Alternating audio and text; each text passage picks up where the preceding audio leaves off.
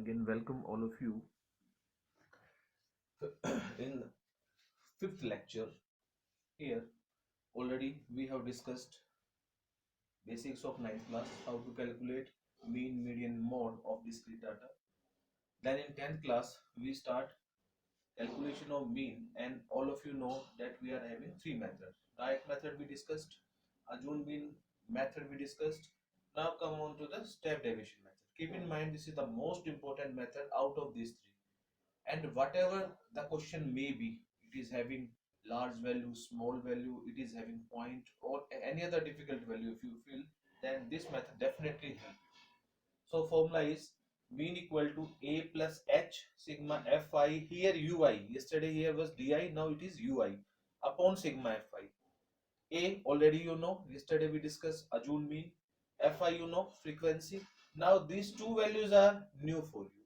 Here where h meaning class size, and meaning of ui is di upon h. Di yesterday we discussed, di is difference of xi and a, yesterday we discussed it. Okay, so this is the formula of mean for step deviation method. So again we take this question, and now we will find out the value of mean by this third, means most important method. Okay, let us take this first question again, and now we will calculate mean by step deviation method. You remember in direct method we are having the four column, these first three column as it is, and fourth column was fi xi in direct method.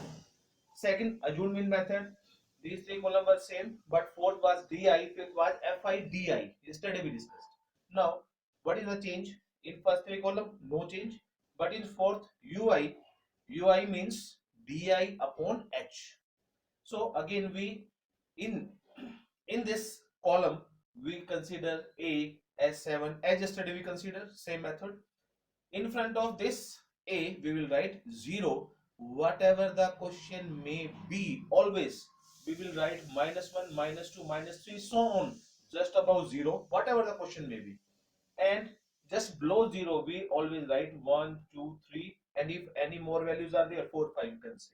Always no need to subtract anything from any other values, no need. Just write down -1, -2, -3 above the 0, and plus value below the 0. Yesterday also we just apply these circles, but we apply circle on fi and di yesterday. Now we are applying circle on fi and ui, because we want to take the multiplication of fi and ui.